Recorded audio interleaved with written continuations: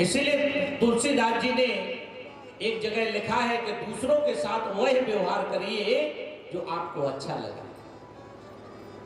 कंस का उद्धार किया, बोले वृंदावन बिहारी लाल की जय हो। अपने माता पिता को जेल से निकाल करके बाहर किया। अब 11 वर्ष 56 दिन के भगवान श्री कृष्ण हैं, देवकी से मिले, चरणों पर गिरे। माता भी देख के भाव विभोर हो गई कि मैं अपने बालक की सेवा नहीं कर पाई। वसुदेव ने और देवकी ने उनका उपनयन संस्कार किया और कहां भेजा कि गुरु ग्रह पढ़ने गए रघुराई, गुरु के आश्रम में भेजा। भाइयों बहनों माताओं, जब बचपन में बालक बड़े होते थे तो हमारी संस्कृति थी गुरु के आश्रम, संतों के आश्रम भेजा जाता था। उन्हें सबसे पहले सन्यासी, अगर आप 4 आश्रमों की बात करें तो सबसे पहले सन्यास आता है, फिर गृहस्थ आता है।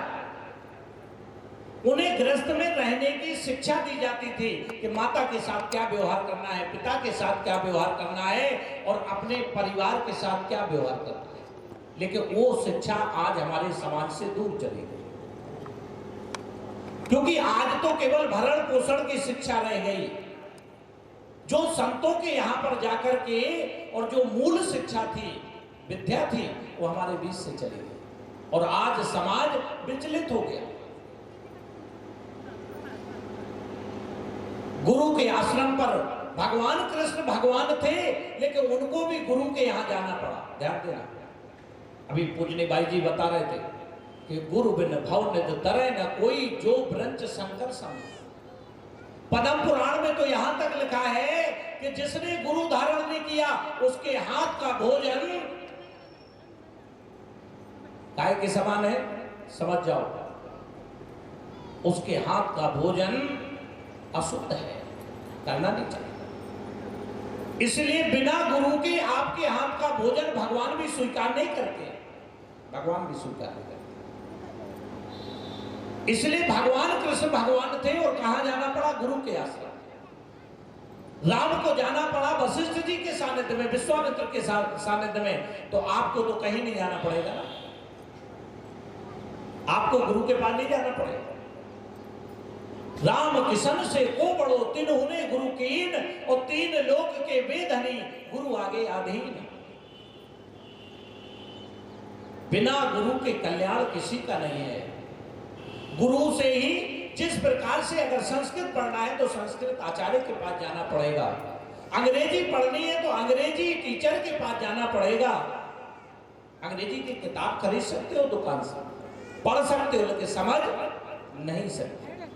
संस्कृत की किताब आप खरीद सकते हो, पढ़ सकते हो, लेकिन समझ नहीं सकते हो, क्योंकि आपको उस विषय के टीचर के पास जाना पड़ेगा। इसी प्रकार जो अध्यात्म है, जो कथाएं हैं, इसका टीचर सद्गुरु होता है, सुखदेव रूपी संत होता है।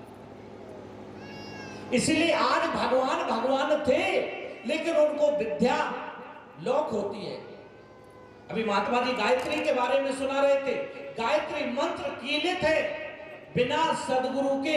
इसलिए आज के संसारिक लोग क्या करते हैं, जब गायत्री मंत्र का जाप करते हैं तो 3 ऋषियों का श्राप है, और तीनों ऋषियों का पहले श्राप से विमुक्त करने का क्या उपाय करते हैं?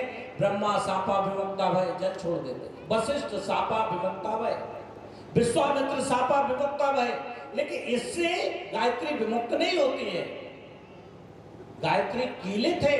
जब तक सदगुरु नाम की चाबी नहीं देगा तब तक वो गायत्री का जो मंत्र है वो खुलता नहीं है, उसका प्रकाश आपको मिलता नहीं। इसलिए भगवान भगवान थे, सारी शक्तियों को लेके आए, लेकिन वो शक्तियां गुरु के पास ही उनकी चाबी थी। जाना पड़ा, संसार का नियम। गुरु के यहां दीक्षा ली, सुदामा जैसा मित्र मिला, और वहां से गुरु दीक्षा जरूर देना चाहिए, गुरु दक्षिणा जरूर देना चाहिए। गुरु जी ने तो कुछ नहीं कहा, लेकिन माता ने कहा कि जानती थी माता के साधारण बालक नहीं है। उसने कहा तुम मेरे पुत्रों को लाके दो। भगवान कृष्ण गए और जाकर के 5 जन राक्षस को मारकर 5 जन शंख लाए और गुरु पुत्रों को लाकर के माता को दिया। और भगवान कृष्ण और बलदाऊ जाकर के आकर के मथुरा आ गए। बोले वृंदावन बिहारी लाल की जय हो। और जिस दिन से मथुरा आए उस दिन से भगवान कृष्ण का मन नहीं लग रहा है। क्यों नहीं लग रहा है? क्योंकि कन्हैया तो प्रेम के भूखे हैं। एक दिन भगवान कृष्ण भोजन कर रहे हैं, देव की मैया ने भोजन बनाया और जैसे ही भोजन की थाली को देखा और देव की मैया को देखा तो यशोदा मां की याद आ गई। यशोदा मां की याद आ गई कि अगर एक दिन भी मैं थोड़ा सा भोजन कम करता था तो दुनिया के हजारों वैद्य बुला लेती थी। उन बेचारे गोप लोगों का याद आ गया, उन सखाओं की याद आ गई कि जो मेरे बगैर भोजन भी नहीं करते थे, उनकी क्या स्थिति रही। भगवान कृष्ण ने भोजन की थाली छोड़ी और जाकर के मथुरा में और गोकुल की तरफ देखने लगे। देव की मैया बोली कि आज तक मैं जानती नहीं उसको क्या पसंद है। वसुदेव से कहा तो वसुदेव जी बोले क्या मैं जानता हूं। बृहस्पति के शिष्य उद्धव को बुलाया। उद्धव उनके मित्र थे। उद्धव को उनके पास भेजा। उद्धव क्या देख रहे हैं? उद्धव देख रहे हैं कि भगवान कृष्ण गोकुल की तरफ देख रहे हैं और रो रहे हैं। उद्धव ने कहा कन्हैया आप रो रहे हो? आप तो संसार के पालन करता हो, आप तो मोह माया से परे हो। लेकिन ध्यान देना भाइयों बहनों माता हो, वो प्रभु मोह माया से परे होते हुए भी आपके प्रेम में इतना बन जाता है कि ईश्वर होते हुए भी आपके प्रेम में उसे रोना पड़ता है, बशर्ते प्रेम सच्चा होना चाहिए।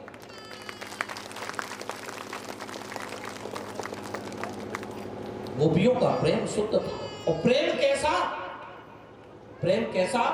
बालकों की स्थिति देखिए। जिस दिन से कन्हैया ब्रज के लिए गया है एक ही काम, और काम क्या?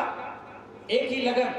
प्रातः काल उठे और ब्रज के मथुरा के रास्ते पर बैठ जाए। मथुरा के रास्ते पर बैठ जाए और जैसे ही शाम को अंधेरा हो जाए तो अपने घर चले जाए। घर चले जाए। एक ही लगन है, ना प्यास लगती है, ना भूख लगती, ना खाते ना पीते। प्रातः काल आ जाते हैं, शाम को चले जाते हैं। और जब शाम को नहीं आते हैं तो बड़े उदास मन से के बारे कन्हैया परसों की कह के गया था, आज बरसों हो गया और तू लौट के नहीं आया।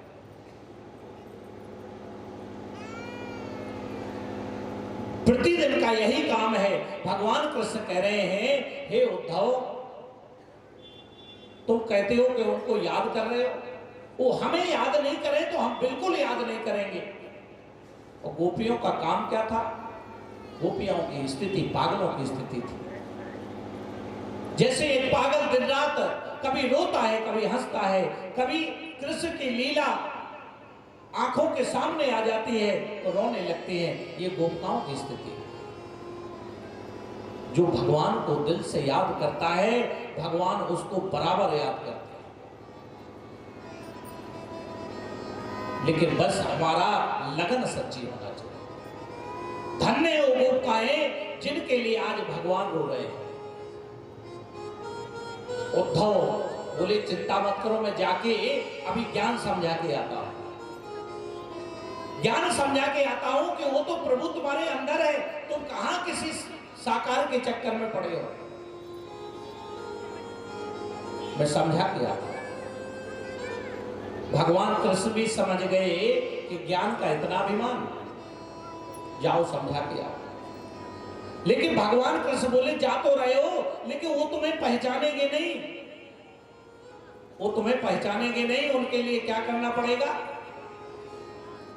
तो भगवान कृष्ण ने अपना रथ दिया, अपने वस्त्र पहनाए और उद्धव चले। कि चला कुछ दूर मथुरा से तो वृंदावन निकट आया। चला कुछ दूर मथुरा से तो वृंदावन निकट आया, और वहीं से प्रेम ने अपना अनोखा रंग दिखलाया। प्रेम ने रंग क्या दिखलाया? जहां से उद्धव जा रहे हैं, पेड़ की डालियां झुक के जैसे पूछ रही हो मेरा कन्हैया कैसा है, कि उलझ कर वस्त्र में कांटे लगे उद्धव को समझाने, और तुम्हारा ज्ञान का पर्दा फाड़ देंगे यहाँ के दीवाने। जो झाड़ियों की स्थिति थी, जड़ की स्थिति क्या थी? कांटे उलझ जाते थे। मेरे ये कृष्ण का वस्त्र है, तुम कहां पहन के आए हो? बेटा पे झुक झुक के कहते थे ये धरे आओ, ये धरे आओ, और पपीहा कह रहा था पी कहां है ये बतलाओ। मेरा प्रीतम कैसा है ये बतलाओ। नदी यमुना की धारा शब्द हर हर का सुनाती थी, और भंवर झनकार से भी मधुर आवाज आती थी। उद्धव को समझ में नहीं आ रहा है क्या हो रहा है। उद्धव जैसे ही चौराहे पर पहुंचे तो उनका तो काम था, बालकों का प्रतिदिन आए, दौड़ते हुए आए। एक बालक जो मधुमंगल था, उसने सोचा बस मैं बहुत जल्दी बंद कर रहा हूं, 10-15 मिनट बैठिए आप, कोई बात नहीं, भगवान की कथा है कभी, क्योंकि फायदा उसी को मिलता है जो पहले आता है बाद में जाता है। भगवान ने भी देखो कृपा की, आज महात्मा जी ने आत्म तत्व का वर्षा की, अमृत की वर्षा की, तो देखो पानी भी गिरने लगा। किसी भी यज्ञ में पानी गिर जाए तो यज्ञ सफल हो जाता है। बोले कृष्ण कन्हैया लाल की। जैसे ही उद्धव जी चौराहे पर पहुंचे तो सारे बालक दौड़ के और उनके पास पहुंच गए। अभी तक तो कोई बालक रोता नहीं था, आशा थी कि कृष्ण आएंगे, लेकिन आज आशा भी टूट गई। सारे बालक उदास होकर के रोने लगे कि बारे कन्हैया, इतने दिन बाद याद भी आई तो अपने मित्र को भेजा।